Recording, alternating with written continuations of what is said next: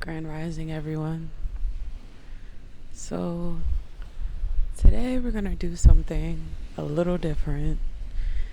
I go on these meditative walks sometimes where I just walk and my mind begins turning and freeing itself, and sometimes coming to some profound enlightenments, of sorts. Um, and this morning, I decided to wake up to catch the sunrise.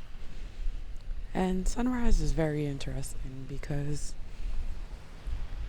the time that we set for sunrise is when we literally see the sun. So when we actually see the big round sun, that's what we consider sunrise, or the time for sunrise, right? But I wouldn't say long before, but some time before that, there's this whole period where you see the rays and the light of the sun before you see the actual sun. And if you hear the background, it's because I'm walking on the beach, which is the best place to see the sunrise, right? So you see the effects of the rays, or the actual sun rays, and the rays' interaction with the sky, and since I'm at the beach, the water, the sand, the ships, our own artificial lights that we create off in the distance, long before you see the actual sun. And that's the part I like to catch.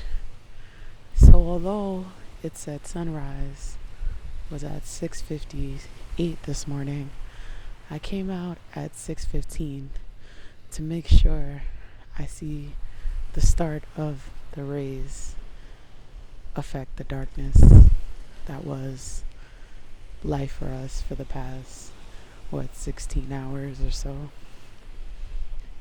Because those rays that begin to break up the night is the start, like the cracks that kind of break into the darkness before the actual sun comes, before all the light is here. And I just find a lot of beauty in that. And I guess it goes to show also that in life, although the big thing is in here, we don't have the thing we wanted, or we're not ourselves manifested in the way that we would like. Sometimes we have to realize that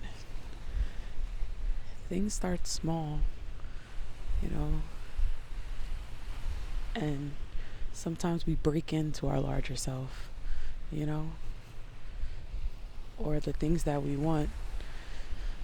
It starts with small things and leads to the big things and the bigger picture. But I'm saying this to say that, all in all, appreciate the small things, and just know that the rays come before the sun. If I'm making any sense.